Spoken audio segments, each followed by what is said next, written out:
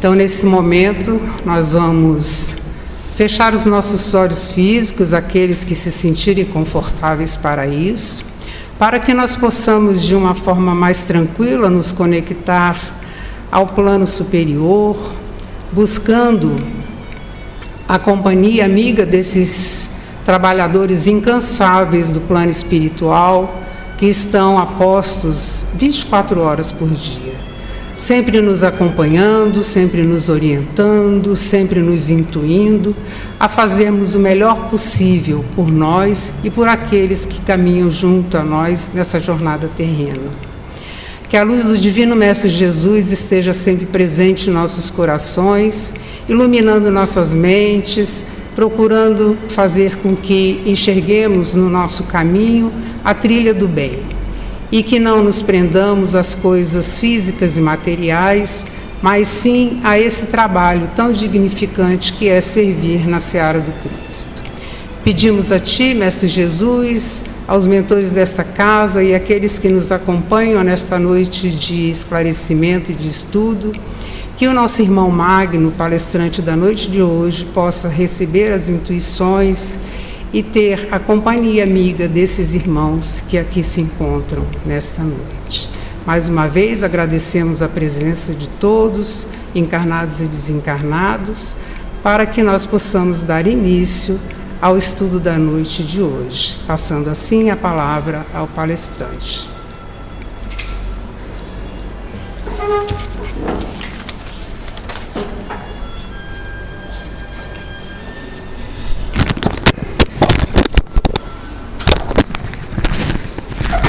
Boa noite a todos.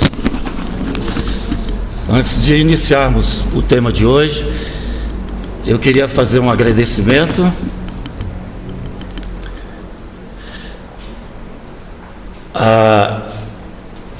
a história é o seguinte: eu vim para essa casa, vim e retornei várias vezes. A gente vem pela dor e vem pelo amor. Essa última vez eu vim pela dor. Eu fui muito bem recepcionado por uma querida trabalhadora, e ela foi comendo pelas beiradas. Primeiro eu fiz o tratamento, depois ela me convidou para ficar conversando com os pacientes, trocando uma palavrinha de amor. Eu aceitei e continuamos aí por 6 meses esse trabalho maravilhoso. E por surpresa eu fui conectar o computador. Eu até vou colocar o apelido nela aqui de Gamaliel lá do Paulo Estevam. Aí eu estava conectando o computador, Gamaliel apareceu. Magno, você está preparado para dar uma palestra? Aí eu virei e assustei, né? Eu falei, será? Gamaliel é minha querida Rosário. Gamaliel que insistiu e me fez vir até aqui para trazer a palavra e retornar ao Centro Espírita depois de ausência. A minha esposa está ali de 30 e poucos anos, vai e volta, mas agora, se Deus quiser, eu vim e permanecerei junto com vocês. Obrigado, Rosário, gratidão, né? E por continuar trabalhando com você e toda a equipe. Teve até um fato inusitado que é interessante falar, que a nossa equipe tem um médico, o nome dele é Gerson, infelizmente ele não pôde vir. Aí teve uma paciente que entrou na sala para tratamento, ela era a última, e saiu desesperada e falou assim, Magno. Eu falei, que foi? Ela falou assim, nossa, eu vi. Eu falei, está acontecendo. Aí ela, o que foi? Eu vi, o que a senhora viu? Eu falei assim, eu vi meu médico ali na sala. Quer dizer, era um médico que trabalha na nossa equipe, quer dizer, ela não viu nada, mas era o médico que era médico e estava trabalhando com a equipe, né? Aí ficou essa situação. Então começou por graça daí, né? Mas vamos ao nosso tema. Obrigado por ter vindo, toda a equipe, né? O centro, e vamos ao tema de hoje. A nossa relação com Deus. Essa relação com Deus, ela não pode ser uma relação burocrática, não é? Nós já temos que essa relação nossa é a relação do pai e do filho, a relação do filho com o pai, né? Essa burocracia, ela vai passando e acabando, assim como o nosso irmão Jesus. Nós temos um pai que é Deus e nosso irmão Jesus. Então não precisa dessa burocracia tudo, né? Para a gente conectar com o nosso superior.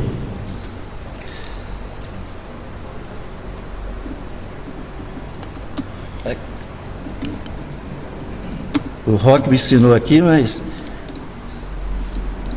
não está dando, Rock. Vamos por aqui. Aprenderam a primeira vez, né? A linguagem simbólica do Velho Testamento. Qual é a relação nossa da linguagem simbólica do Velho Testamento? Aqui tem 3 passagens cósmicas, ou 3 passagens engraçadas, né? Nós não temos tempo de contar as 3 passagens dos profetas, mas nós vamos contar a passagem do nosso querido Isaías, né? Está lá em capítulo 20, versículos de 1 a 5. Vocês estão ouvindo bem aí, então, né? Obrigado. Então, a primeira passagem do profeta Isaías, Deus chegou para Isaías e disse assim: Isaías, você vai se despir, você vai para a praça pública em Belém, em Jerusalém, e vai ficar nu. E outra, não é parado não, Isaías, é dando voltas, circulando. Ele falou: pai, você vai fazer isso comigo? Esse vexame todo? Isaías ficou assim, tenebroso. Ele falou: você vai, Isaías, e tem outra coisa, você vai e tira as sandálias, porque coisa horrível é andar pelado e de sandálias. Aí Isaías foi com aquele envergonhado que só, começou a andar pela praça de Jerusalém, meio todo sem graça, né? Aí o povo, os judeus, os hebreus olhando e falou assim: nossos profetas estão ficando malucos. Olha só Isaías. Mas ele foi lá, deu a volta. No outro dia eles cobraram de Isaías, né? Mas Isaías, que maluquice é essa? Você anda nu e tudo. Falou: olha, eu estou avisando, é profecia. E antigamente era simbólico, né? A representação era mímica, ou através de o quê? Estilo uma mini representação de teatro. Por isso que ele foi lá e não disse nenhuma palavra e fez todos os gestos. Mas Isaías, explica isso aí para a gente. Ele falou: olha, é uma profecia. Deus pediu que eu viesse para trazer para vocês. Vocês estavam querendo fazer aliança com os egípcios, né? O povo hebreu fazia aliança com os egípcios para lutar contra os assírios. Olha o que ia acontecer. Além da gente perder a guerra, eles iam despir a gente andar nu para tudo que lá. Quer dizer, ia passarmos um vexame. Diante desse relacionamento, Deus que falava assim, de representações, né, de mímica, que eu não vou contar, que as outras 2 histórias também são cômicas. Aconselho vocês a lerem, é o Evangelho de Jeremias e Ezequiel, porque o tempo é muito curto, né? Aqui. Então vamos para frente. Aí tem a passagem da figueira, né? Todo mundo sabe a figueira seca, né? Mas aí já é um relacionamento já do Novo Testamento, já é Jesus. E Jesus chama os discípulos que estavam lá em Betânia: vamos passar a Páscoa em Jerusalém. Convidou todos, saíram de Betânia a caminho de Jerusalém. Próximo a Jerusalém, Jesus, com fome, viu uma figueira e falou para os discípulos: vamos parar um pouquinho, vamos comer. E Jesus dirigiu-se até a figueira. Aproximou-se, a figueira estava com os ramos verdes, e ele não foi procurar algo.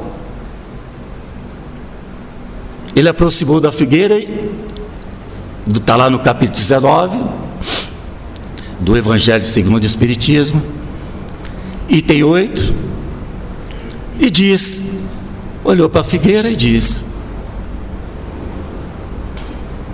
nunca mais produzirá nenhum fruto. Os discípulos: meu Deus, Jesus também está doido. Ficou calado. todos eles foram em direção para comemorar a Páscoa em Jerusalém. Chegou lá, eles comemoraram a Páscoa. Jesus chegou até purificar um templo e retornaram. No caminho de volta, o que acontece? A figueira secou-se. Ela ficou tão seca que até a raiz. E os discípulos, preocupados, perguntaram: Jesus, mas o que aconteceu? O que aconteceu? Aconteceu é que vocês não têm fé. Vou dar mais um exemplo para vocês, disse Jesus. Se vocês tiverem fé, vocês transportarão esse monte daqui para o mar. E Pedro, sempre desconfiado, perguntou: Pedro, ainda vou falar mais uma coisa para você, Pedro. Você lembra, Pedro, quando nós estávamos dentro do barco e você desesperado, porque estava trovejando, relampeando e o mar estava à revolta? Lembro, Jesus. Pois é, você me acordou no meu sono profundo. Eu acordei tranquilamente e apaziguei. Parei o relâmpago, parei a chuva. Você lembra que nós estávamos pescando? Lembra, Pedro? Ele lembra, Jesus. Pois é, vocês não estavam pescando nada. Eu poderia simplesmente dizer: peixes, pulo para dentro do barco. Mas não fiz. Eu falei: joga a rede aonde estão os peixes. Pedro, é a nova parábola. Joga a rede onde estão os peixes, porque vocês têm que aprender a pescar. Aí veio outro discípulo, Jesus começa a andar sobre as águas, não é? Aí um discípulo, Jesus, vem, você também, se tiver as fé, pode caminhar sobre as águas. Começou a caminhar e afogou, faltou fé. É isso que está faltando para nós seres encarnados, a fé. E tem um exemplo que não sei se vocês conseguem ler daí. A figueira seca é o símbolo das pessoas que aparentam bem, mas que na realidade produz nada de bom.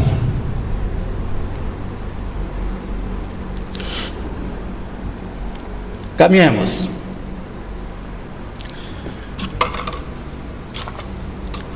Prolegômenos.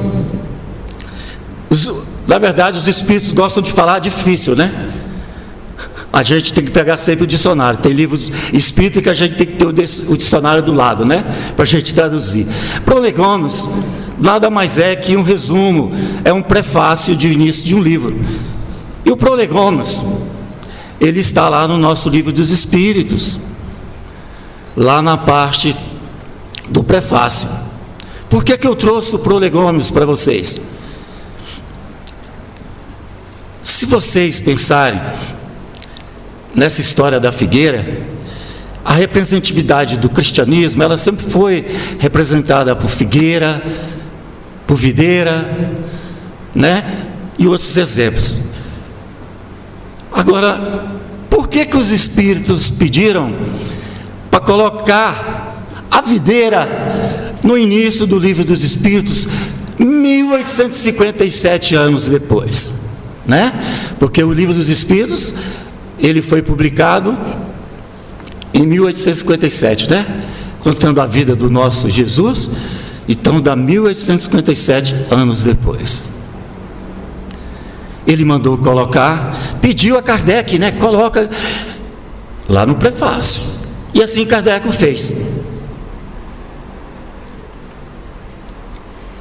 Está aí o emblema do Criador, né? A videira. E além de colocar a videira, eles ainda explicaram: o corpo é a cepa, o corpo é o ramo, o espírito, a alma é o licor, o corpo e o espírito é o bago, o corpo e o espírito é a fruta. Entenderam? Ainda tem gente que tem medo de espírito, né? Aí você olha no espelho, vê uma imagem, a sua própria imagem, e esquece que aquela imagem que está refletindo é do seu espírito, ou do seu perispírito. Então está explicando: viemos do corpo, unificamos ao espírito e vamos à procura de colher os frutos, o bago, o licor, que é o vinho. Da onde vem o vinho? Da onde vem o suco da uva? Não é?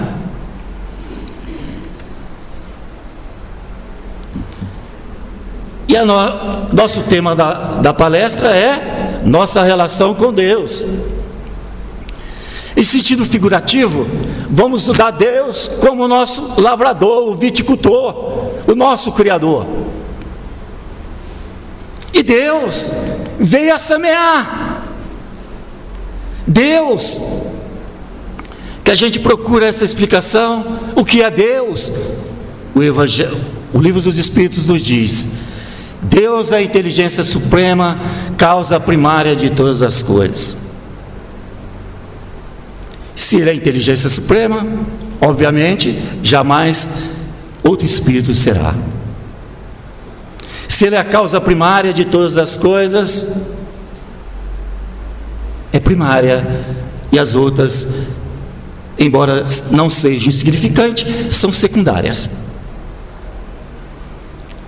Deus, gente, é o coração espiritual do céu. Mas não é esse céu simples que está aí. É o céu de borbulhas de amor, igual diz o nosso querido cantor. É o céu de borbulha de amor, de harmonia, de caridade. É o nosso Pai. Então essa relação nossa com Deus, ela não pode ser burocrática. Essa relação nossa com Deus tem que ser de pai para filho e de filho para pai. Na hora da oração, não utilizamos a burocracia. Pai, eu não sei rezar. Já rezou. Eu não sei fazer uma prece. Certo dia, um repórter foi entrevistar a Madre Teresa de Calcutá e perguntou a ela: Madre, como a senhora comunica-se com Deus? A Madre respondeu: Ele fala e eu ouço. E a senhora? Eu falo e ele ouve. Telepatia. Não é verdade? Telepatia. E tem gente que não sabe rezar. Não tem momento para rezar ou para fazer uma prece, a linguagem da prece. Não tem um momento. Mas tem momento para diversas coisas. Quer ver um exemplo? Não tem um tempo na hora que você for tomar um banho. Você está tomando um banho, liga o chuveiro. Além de você fazer uma oração, você ainda está purificando a água que está caindo e lavando as impurezas do seu corpo. Momento bonito, né? Se você reza e tem fé, tomando banho, você reza, você está recebendo a água purificada e purificando o seu corpo.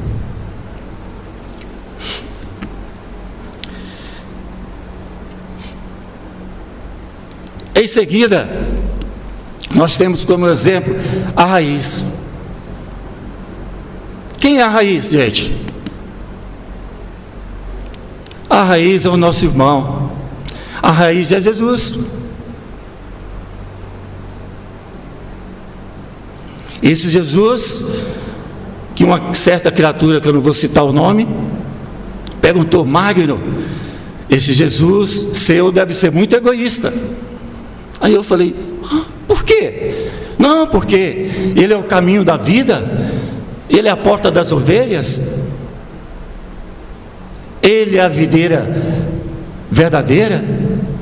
Eu falei: mas assim que você acha que ele é egoísta? Que egoísmo é esse? Que que o meu irmão veio aqui, nessa terra, passou pelo que passou, não é? Foi vendido por 30 moedas, foi negado no cantar da gargalhada lá do galo, não é isso? Por Pedro e Judas. E é esse Jesus, e é esse Jesus que depois que deixou a vida terrena, vive permanentemente, diuturnamente, a serviço do Criador. Diuturnamente, tanto o nosso pai como o nosso irmão, diuturnamente. A qualquer momento que vocês quiserem falar com ele, é um tempo oportuno. Gente, aí somos nós, as criaturas, não é? As criaturas são os ramos. Vocês viram aí que os ramos estão cheios de brotos. Só que esses ramos, quando criança, ele segue o caminho que a criança parece que é dono da verdade, mas todos nós fomos crianças aqui, não é? Segue aquele caminho diferente, mas nós temos que guiá-los, porque senão eles vão crescer um ramo tortuoso. A criança, quando adolescente, fica dono do seu nariz. A gente tem que segurar esse ramo para que ele não siga o caminho tortuoso. Quando fica adulto, o que ele diz? Pai, mãe, perdoa-me, porque a senhora ou o senhor estava certo. Por isso que nós temos que sempre preocupar com a educação dos nossos filhos. É essa criatura que no julgamento de Jesus preferiu Barrabás ao nosso irmão. Acreditamos ou não, se Jesus voltar, com certeza eu acho que nós faremos o mesmo. Por isso que nós temos que mudar, nós temos que evoluir. O mundo tem evoluído cientificamente, não é? De uma forma astronômica. A internet, de uma evolução fora do comum. Mas a nossa evolução espiritual, ela está um pouquinho lenta. Nós temos que acelerar um pouco, mas acelerar com qualidade, não é?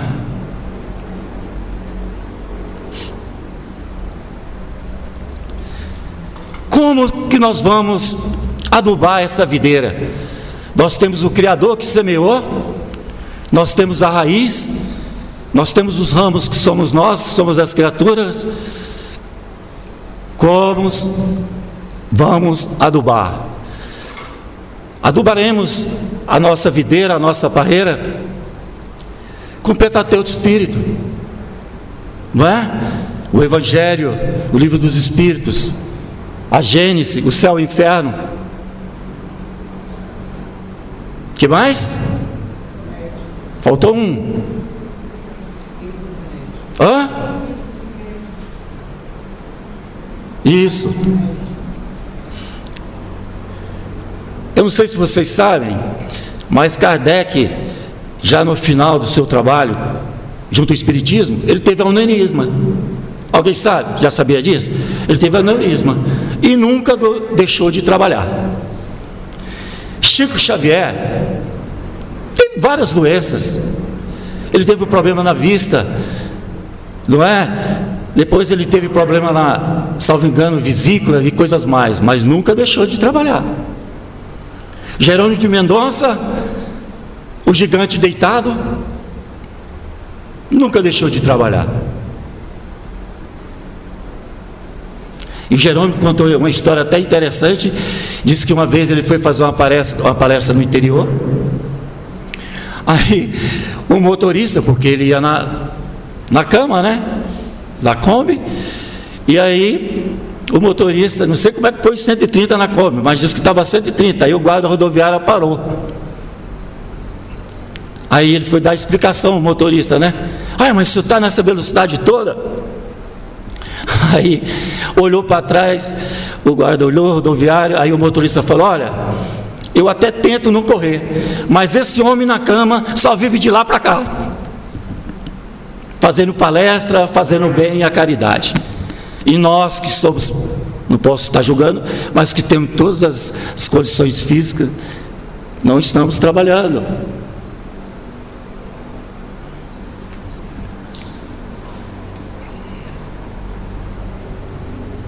Aí vem as pragas, né? A videira, quem sabe a videira, a parreira enche de pragas. A nossa vida também é cheia de pragas. Só que nós temos que aprender o quê? A purificar. Purificar como? Purificar com harmonia, purificar com amor, purificar com fraternidade, com compaixão, com misericórdia, e assim vai os adjetivos. Não é? Para a gente produzir, e que a videira e a parreira venham produzir frutos. As podas são necessárias. Quanto mais você poda a parreira, mais forte ela fica, mais vida ela tem. Aí fico clamando: nossa, a minha vida, desculpa, é uma desgraça, tudo de ruim acontece comigo, é uma doença, é uma chikungunya, não é? É uma Covid. Gente, no mundo de provas e expiações, nós temos que passar por tudo isso. Todos nós passaremos por isso, não é? Na causa e efeito, na relação causa e efeito, nós só preocupamos com o efeito. Eu sou um coitadinho, nada dá certo na minha vida, só desgraça, mas esquece da causa. Eu fui egoísta, eu fui orgulhoso, eu não fui sincero.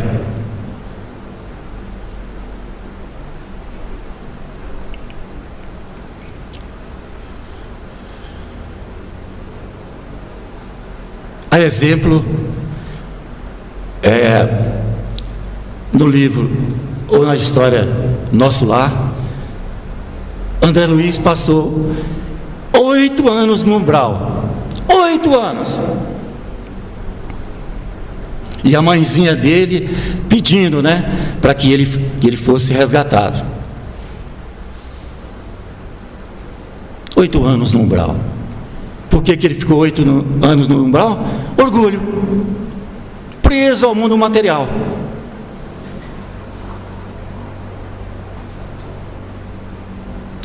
Chega o momento que Clarencio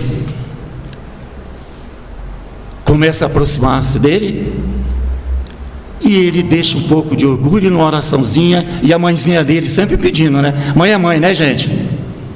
Mãe não tem jeito, mesmo desencarnada, ela está lá ajudando os seus filhinhos, né?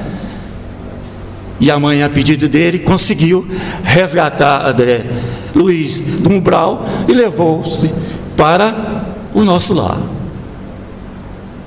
E chegou no nosso lar, ele ainda queria ver a primeira pessoa que ele queria ver, o primeiro espírito, né? Porque ele ainda estava no efeito material, ele queria ver a mãezinha. Calma, Clarencio disse: calma, vai chegar a hora, tudo tem essa hora. Aqui tem lei, tem tudo, nós temos que passar pela lei aos momentos. Primeiro o tratamento, e depois vai chegar a hora de você falar com a sua mãezinha.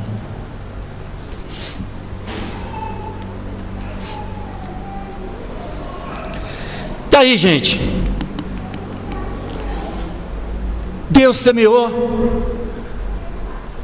a raiz forte com o nosso irmão Jesus, A nossa leitura das obras espíritas, ou as outras obras, não só espíritas, a Bíblia, veio o adubo, veio as pragas, nós pulverizamos, veio as podas, nós podamos. O que nós vamos colher? Frutos sadios, frutos sãos.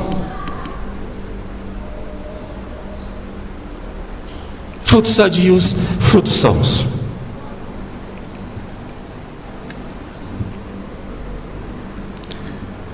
Eu coloquei a título de exemplo essa passagem do Livro dos Espíritos, a pergunta e resposta é 379, para reforçar.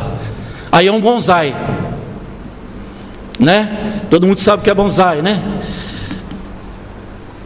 Vocês estão vendo que o bonsai, o ramo dele, olha a grossura do ramo.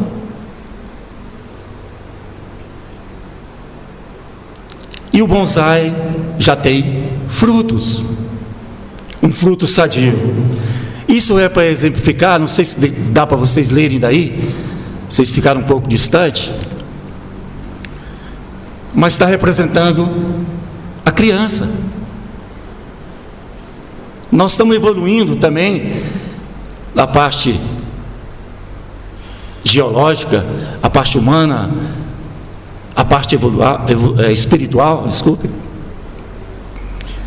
A gente fala, todos nós fomos crianças, e a gente pensa, nossa, hoje você pega uma criança, entrega um celular para ela, ela sabe mais do que você, ela movimenta a criança com 3 anos já. Quer dizer, estamos evoluindo. Isso não quer dizer que a criança já vai nascer, ela nasce com o corpo de uma criança, mas o espírito já passou por várias provas, o espírito já passou por várias reencarnações. Por isso que o ramo está dessa grossura.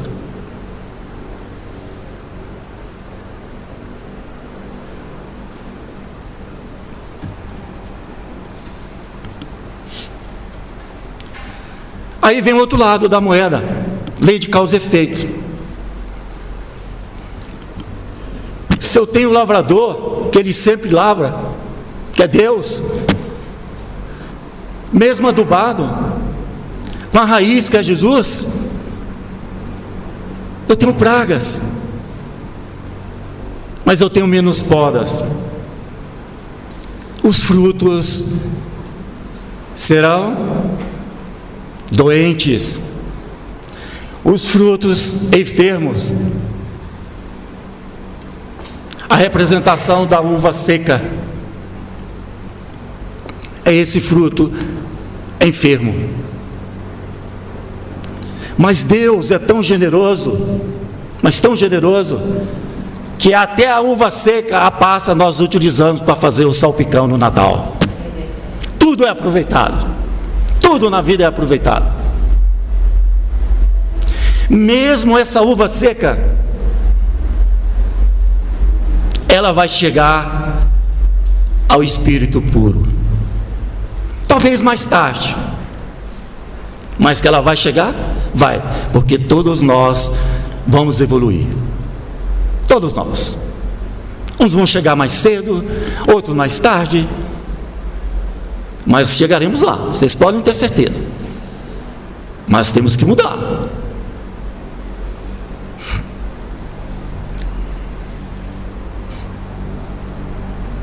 Está aí. Se a parreira é verde, os homens são varas verdes da árvore gloriosa. Se é seca, quando trai os seus deveres, isto é, a consciência seca. Aonde está a lei divina, gente? Na consciência. Essa consciência que martela diuturnamente no nosso cérebro. Aí está a lei divina. Essa consciência, ao desencarnarmos, que vai ser utilizada, você vai levar como se fosse um pendrive para para conectar, para passar a sua vida. É essa a consciência, não tem outra. Aí diz: quando se trai os seus deveres, isto é, a consciência, secam, pois se afastam da seiva da vida. O que é a seiva para a parreira, gente?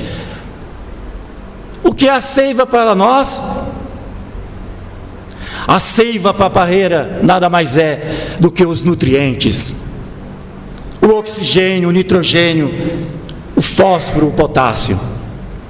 O que é a seiva para nós, seres encarnados?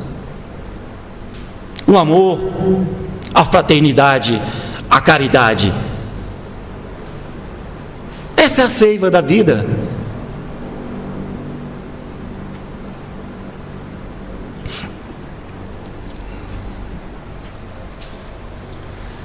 Aí vem a reencarnação.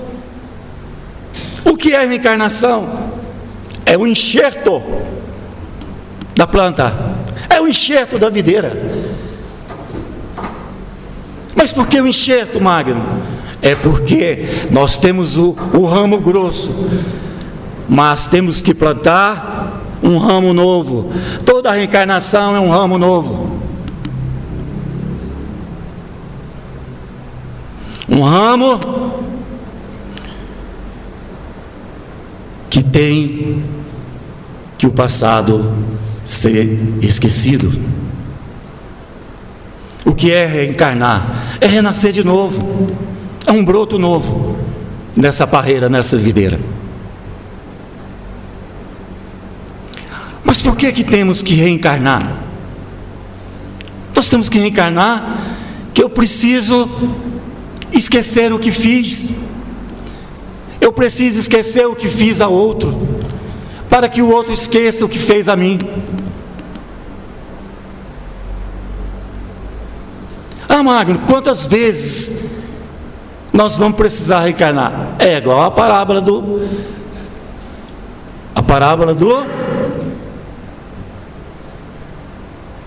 perdão.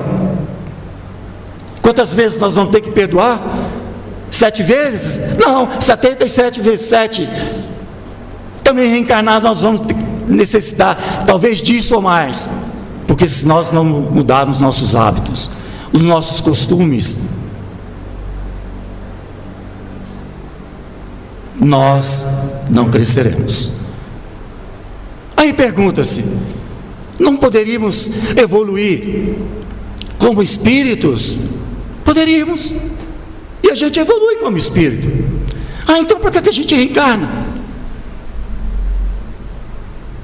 Nós reencarnamos porque nós temos que esquecer o pretérito, nós temos que esquecer o nosso passado.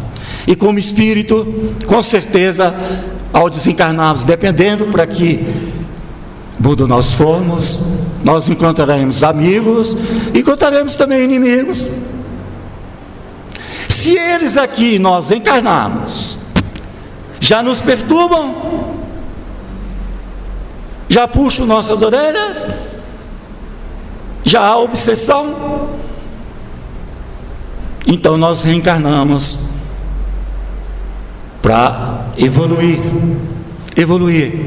E quanto mais evoluído, mais purificamos o nosso espírito. Vou contar outra história de uma mãezinha que é interessante. Eu ouvi uma reportagem essa semana no YouTube, quem quiser assistir está no YouTube. Um repórter no carro junto com o Paul McCartney,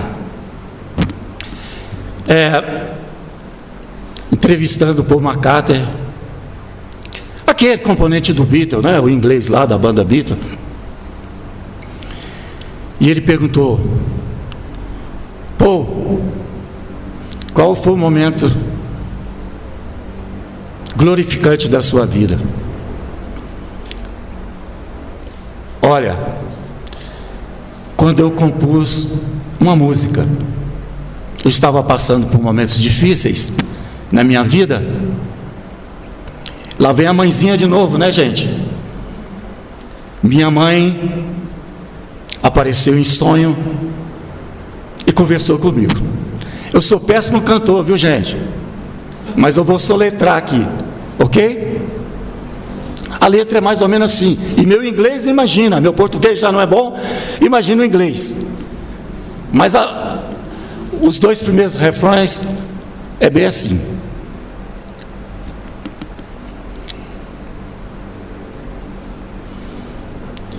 Quando os tempos estão terríveis, o nome da mãe dele era Mary, viu? Eu sei falar mãe Maria, Mary. Quando estou em tempos terríveis, minha mãe Mary vem me ver, falando palavras de sabedoria. E aí todo mundo sabe, vamos lá, quem sabe? Let it be, let it be, let it be. E a segunda estrofe diz o seguinte: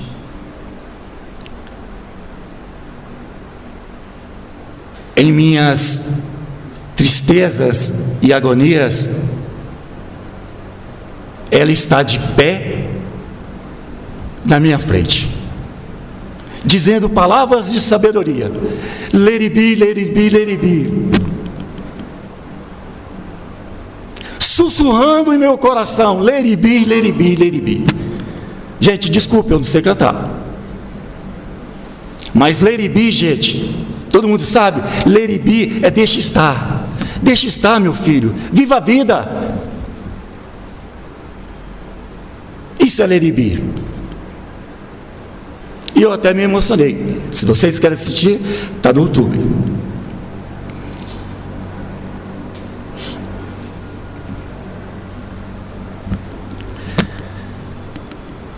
Nós temos um livro, o primeiro livro lançado e publicado, psicografado por Chico Xavier, é Parnaso de Além Túmulo.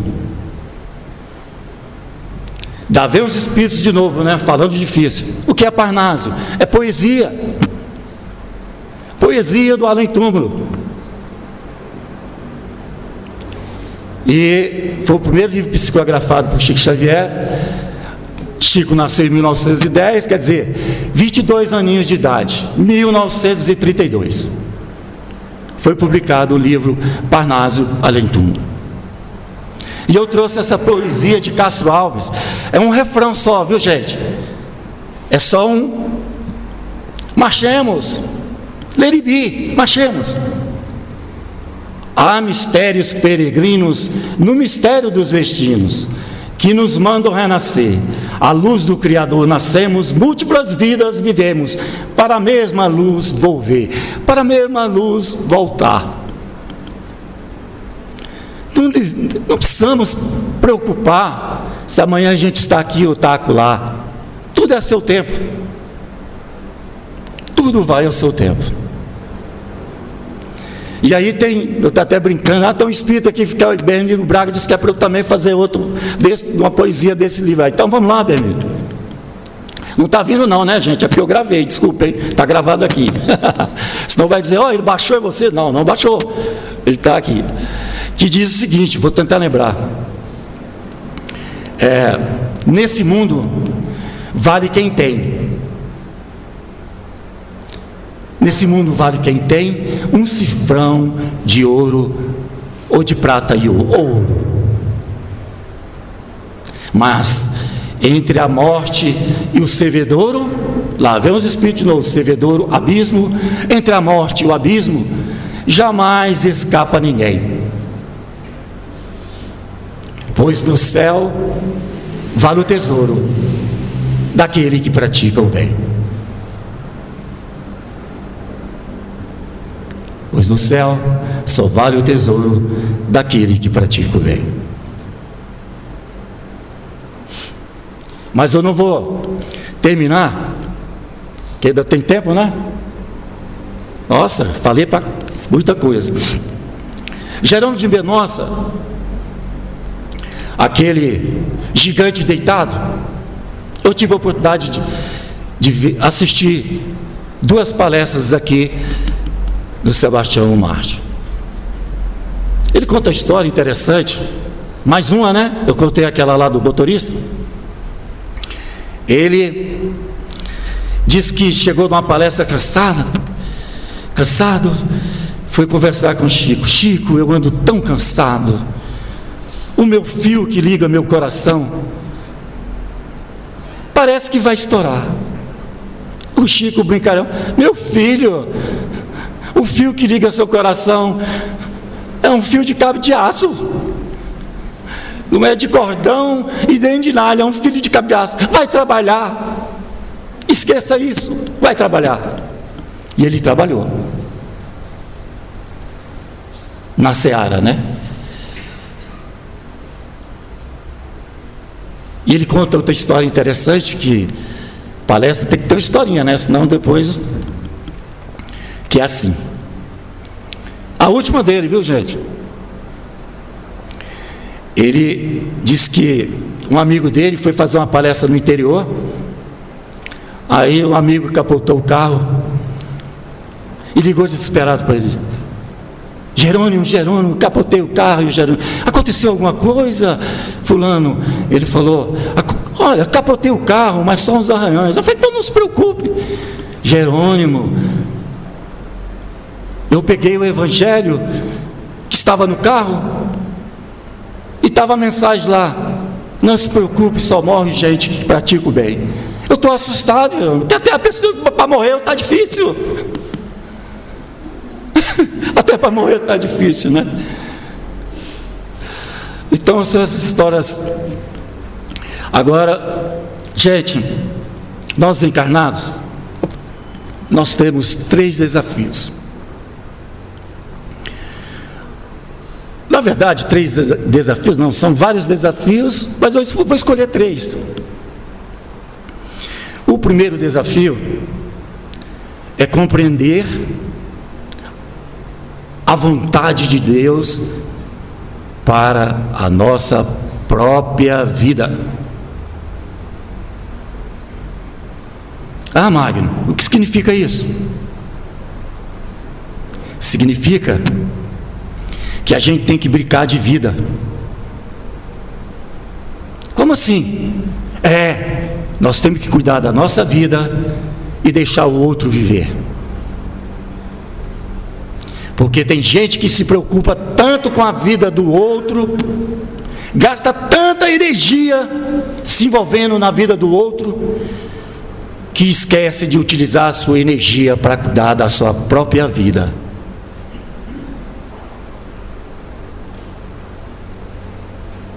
Da sua própria vida.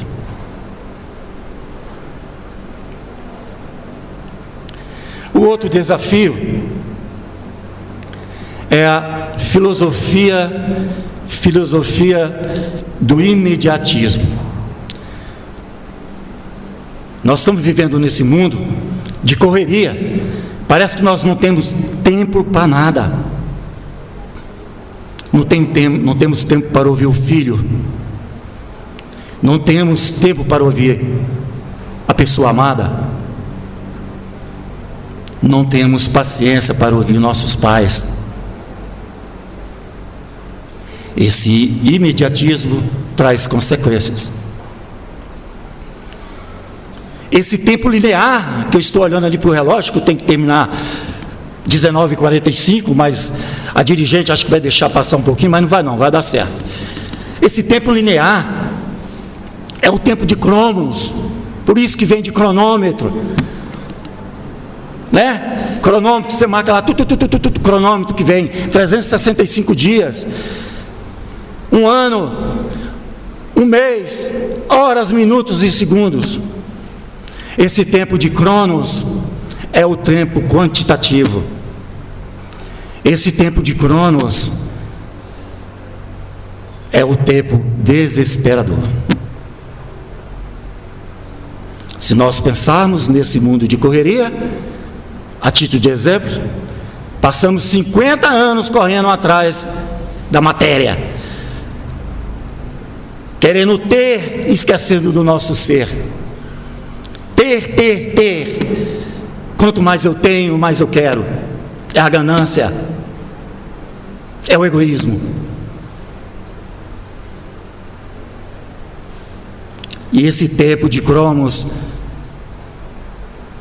que foi, além de ter matado o pai, casou-se com a irmã e teve 4 filhos. Acho que esse tempo quantitativo, nós temos que buscar o tempo qualitativo. Abandonar esse tempo linear. Saber dividir nosso tempo. O tempo de orar, o tempo de amar, o tempo de ouvir. O tempo qualitativo vai dar isso. O tempo qualitativo é de Kairos. Kairos, na mitologia grega, era o irmão de Cronos. E o tempo qualitativo é o tempo de Deus. É o tempo necessário. É o tempo da gente aprender a ouvir. Quantas pessoas que estão passando dificuldade, simplesmente necessitando de serem ouvidas.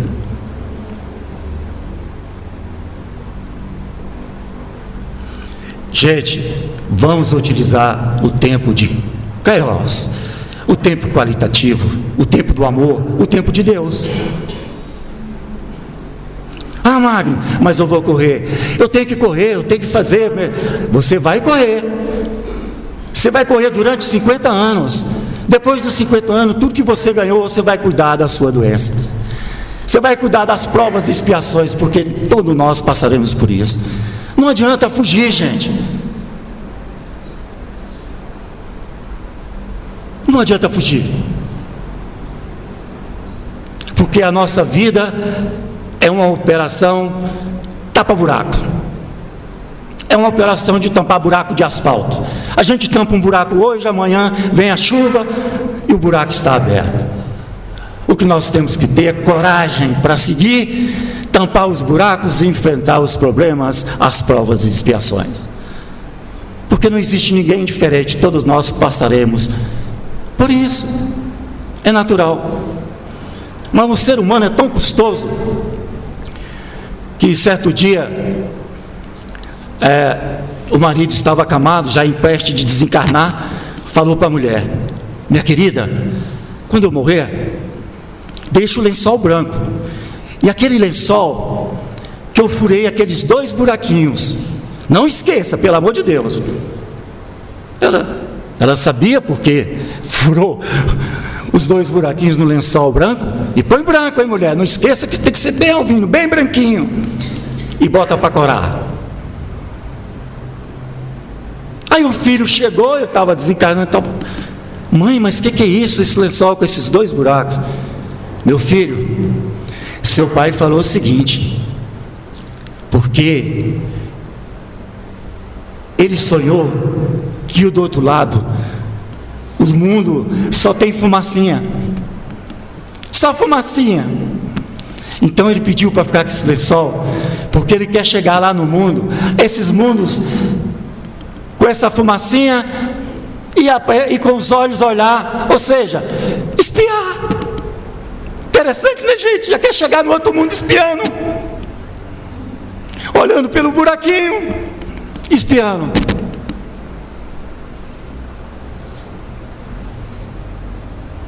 Prometo que eu terminarei em tempo. Gente, o último desafio é o desafio da vitimologia. Vitimismo. Nós temos mania de ser vítima para tudo, de ficarmos só nas expiações e provas, chorando e reclamando, lamentando, mas não agradecemos o nosso Criador. Porque a prece, ela tem 3 objetivos. O primeiro objetivo é conectarmos com Deus. O segundo objetivo é de pedirmos, mas não vai pedir o número da Mega Sena, que ele não vai dar de jeito nenhum, viu, gente? O terceiro objetivo é a gratidão. Nós temos que ser gratos por termos saúde, por termos filhos maravilhosos, por termos o céu. Hoje em dia parece obrigação de acordarmos cedo, o sol está ali e fala assim: o sol, reclama do sol, reclama do pássaro que canta na nossa janela, reclama da chuva. Tem uns que reclamam até do amor. Por isso que nós temos que esquecer de sermos vítimas. Essa é a famosa síndrome da Gabriela. O vitimismo é a síndrome da Gabriela. Lembram da Gabriela Cravo e Canela? Já vou tentar de novo cantar para vocês, para finalizar. Vou me esforçar, mas eu canto mal assim com o meu inglês. Estou treinando o inglês e o francês e o meu português também. Então vamos lá, gente.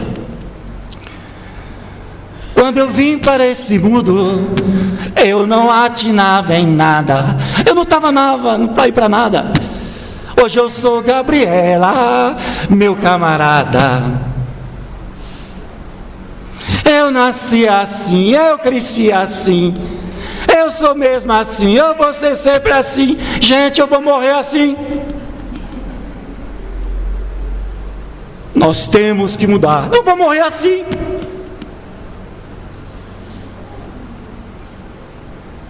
Então sigamos, melhoremos e acreditemos,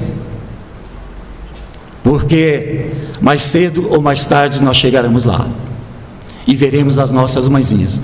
Fiquem com Deus e muito obrigado.